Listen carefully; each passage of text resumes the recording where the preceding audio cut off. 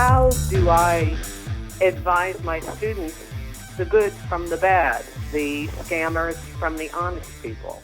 I mean, in a nutshell, that's my question. Let's talk about option number one here.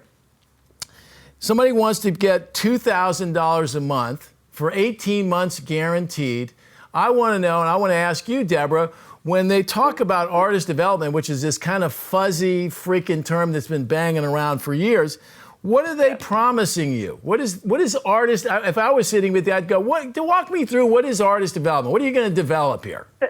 That's a really good question. And from all these different companies that now I'm looking at and dealing with, they're all offering different things. The one thing that I laugh at the most is they say they'll help you put your Facebook band page together. I'm like, really? Well, I'm living proof that you don't need to be a genius to do that, and you certainly don't need to be fucking paying $2,000 a month. Exactly. So they say they put you together with a songwriting team. Well, there's a lot of opportunities to get songwriters to help you and work with other kids your age and work on your songwriting. They say that they can help you produce a song. There are so many phenomenal independent producers, especially out in these coast cities, that you can work with. Okay.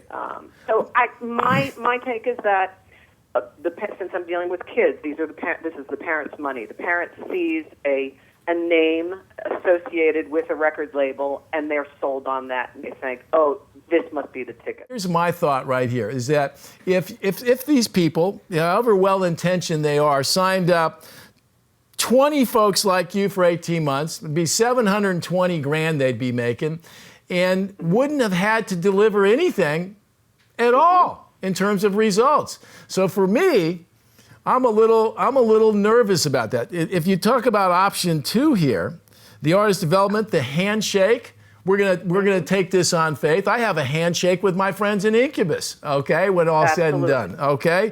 Irving Azoff has a handshake with the Eagles. And they stay together because it works, okay? But these guys flew your client down to Nashville. I presume that was out of their pocket, right? Correct. So they now got their skin in the game. They got their money in the game. They recorded some music with your client, correct? Correct. And they paid for that, correct? That's correct. And at this point, they've asked for nothing. That's correct. Why do you think they did that, Deborah? Because they have faith in the artist. Because they have faith in the freaking artist. That's exactly my point, okay? Now, I'm an opinionated guy. You probably sensed that already. My cards are clear. No money for band, no money from artists. That's how I stay focused. I've had people asking me for 15 years, aren't you worried about getting fired? I said, fuck no, I'm too worried about trying to make money for my client to worry about getting fired, okay? And I haven't met a manager yet that got fired for making too much money for the band, okay? That's reality, folks. So that said, I will often pop off emotionally, because it's an emotional business, and do some homework afterwards. The question you ask is not, it's not an unfamiliar one. It's come up before. We have a gentleman by the name of Rudy Hall, who is a businessman, but he's also a musician. And he and I have been in contact, like so many people that I've developed a relationship with online. And he asked me this very same thing. Somebody came to you and approached you, Rudy. You guys had made a record. And then somebody, because you were out promoting it in some way, you were contacted by an A&R/artist development scenario. Tell the story, please. We finished up this EP and signed up through a paid website where you pay to pitch your songs to A&R people. We got turned down by, some labels, but we did get contacted by a Grammy Award-winning multi-platinum producer to come to California and record with him. That sounded awesome. Now, was he paying for you to come out? No.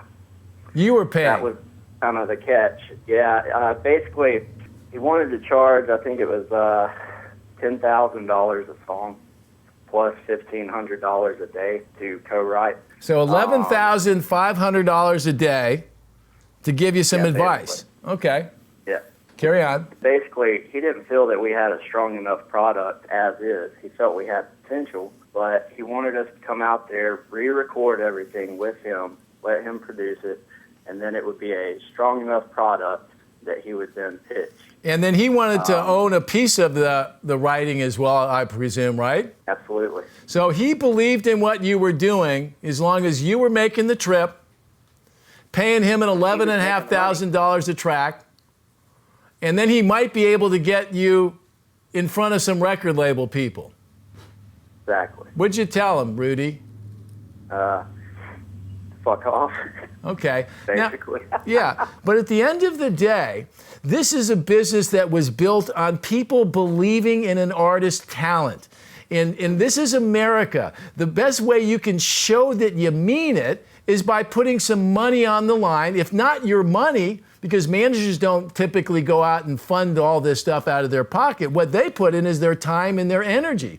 And I'm here to tell you, look at this face, folks. Every day that goes by, you can't get it back.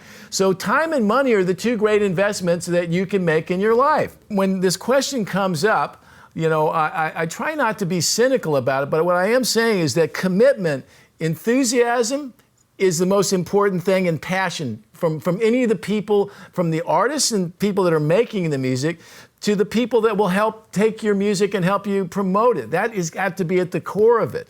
Experience is the other part of it, and if you can have enthusiasm and experience, even better. But to get successful, you'll need some money. So I'm just going to say, a long answer to your question here, Deborah, is that for me, I'm suspicious of somebody who has a way to win very big from a financial point of view that doesn't have to deliver anything to the ball game except their time, and that the artists that are out there shoveling out the money, or the rich dads that want to take care of their kids and give them opportunities, or writing checks, here's what I would say to you.